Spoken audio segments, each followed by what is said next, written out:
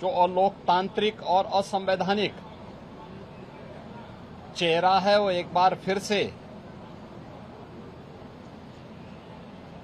विधानसभा सत्र के दौरान देखने को मिला है।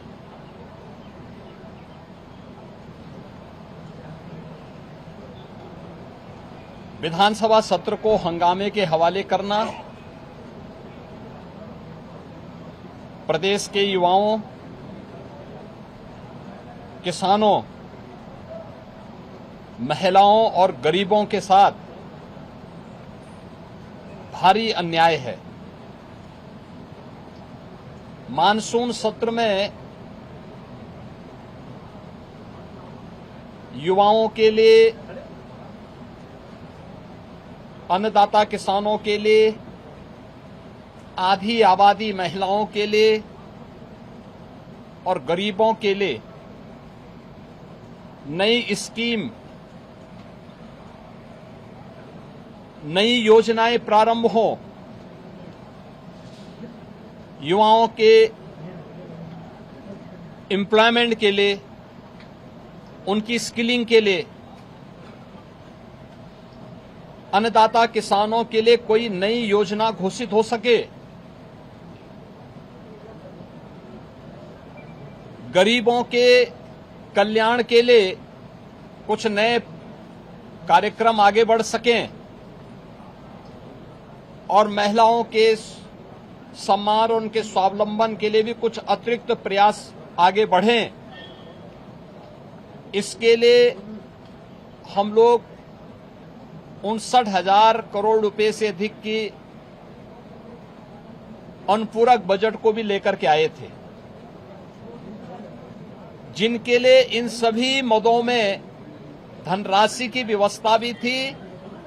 नई योजनाओं को घोषित करने के लिए चर्चा विधानसभा में हो सके, इसके लिए उन कार्यक्रमों के साथ हम लोग आए थे। लेकिन समाजवादी पार्टी के नकारात्मक रवैये के कारण युवाओं के मुद्दे पर, अन्नदाता किसानों के मुद्दे पर, महिलाओं के स्वावलंबन के मुद्दे पर या गरीबों के लिए बनने वाली वेलफेयर की अन्य स्कीमों के मुद्दे पर सदन में समाजवादी पार्टी ने कोई चर्चा नहीं होने दी। इनका ये आचरण असंवैधानिक भी है, युवा विरोधी है, किसान विरोधी है, महिला विरोधी है और गरीब विरोधी भी है। 59,000 करोड़ रुपए से अधिक का अनुपूरक बजट इन नई मांगों के साथ साथ प्रदेश के इंफ्रास्ट्रक्चर की स्ट्रेंथनिंग के लिए, एक्सप्रेस वे के नेटवर्क को और बेहतर बनाने के लिए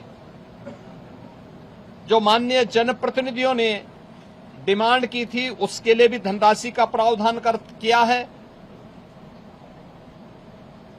हमने प्रदेश के अंदर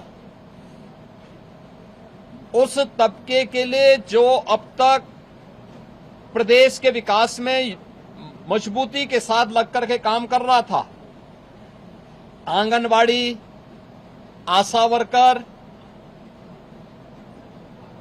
रसोइया, ग्राम चौकीदार,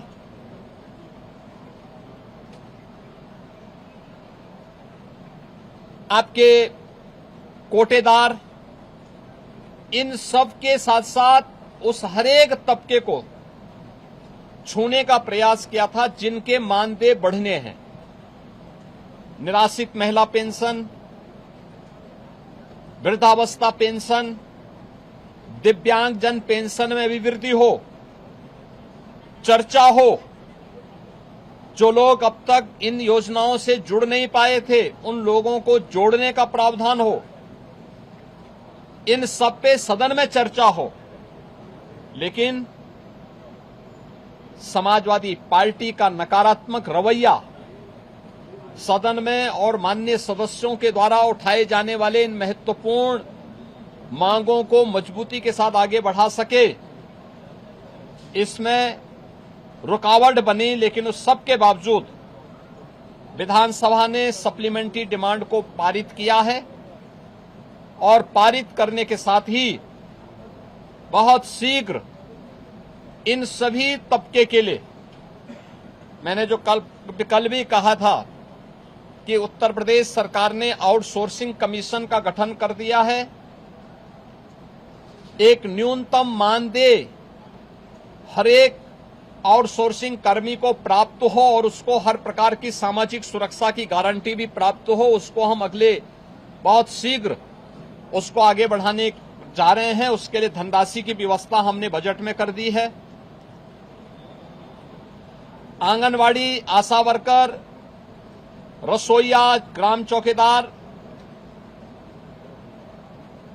या कोठेदार, इन सब के इंसेंटिव और इनके मानदेय को बढ़ाने के लिए भी धनराशि की व्यवस्था हम लोगों ने बजट में की हुई है और उसको भी हम अब विधानसभा से बजट पारित होने के उपरांत विधान परिषद में पारित होगा। विधान परिषद से पारित होने के उपरांत फिर इस बजट को हम लोग अलग अलग कार्यक्रमों के माध्यम से उस तबके तक पहुंचाने का काम भी करेंगे।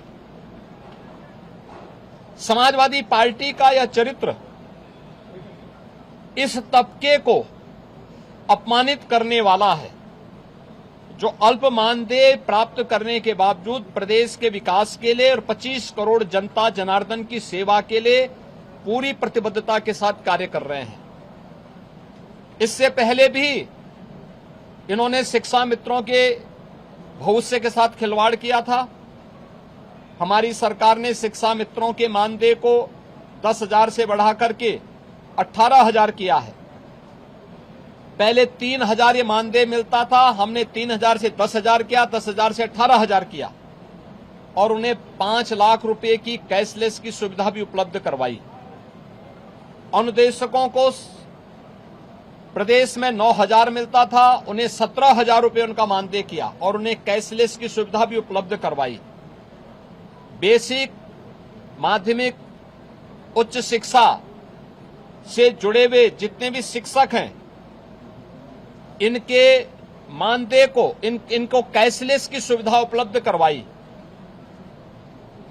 अन्य तमाम तबके के लिए बेहतरीन स्कीम को लेकर के, योजनाओं को लेकर के हम सप्लीमेंट्री डिमांड्स में आए थे और इन सब के साथ साथ सामाजिक न्याय के लिए अपना जीवन समर्पित होने वाले उन सभी महापुरुषों के लिए, जिनमें बाबा साहब भीमराव अंबेडकर हैं, जिनमें महर्षि वाल्मीकि जी हैं, संत शिरोमणि सदगुरु रविदास जी महाराज हैं, सामाजिक न्याय के पुरोधा के रूप में और महिला शिक्षा का पुरजोर समर्थन करने वाले संत ज्योतिबा फुले हैं, साहू जी महाराज हैं। इन सभी लोक माता अहिल्याबाई होलकर जी हैं। इन सब के बारे में भी हम लोगों ने इस बजट में चूंकि प्रावधान किया है 407 करोड़ रुपए उनकी मूर्तियों पे छाजन लगाने और सुरक्षित पार्क के लिए, बाउंड्री वॉल के लिए इतनी धनराशि की व्यवस्था इस सप्लीमेंट्री डिमांड्स में थी, वह न पास हो, इसके लिए समाजवादी पार्टी ने लगातार सदन की कार्रवाई को बाधित किया, लगातार व्यवधान पैदा करने का लगातार प्रयास किया।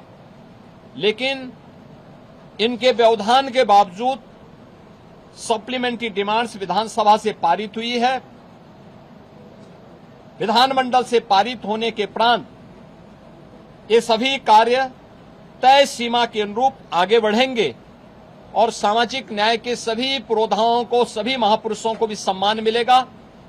समाजवादी पार्टी के दोहरे चरित्र के खिलाफ, जो दलित विरोधी है, पिछड़ा विरोधी है, युवा विरोधी है, किसान विरोधी है, महिला विरोधी है, गरीब विरोधी है, इन सब चेहरे का उजागर आज उत्तर प्रदेश सदन ने किया है कि इन लोगों का चेहरा और लोकतांत्रिक और संवैधानिक और इस पूरे तबके के साथ अन्याय करने वाला रहा है, अनर्थ करने वाला रहा है।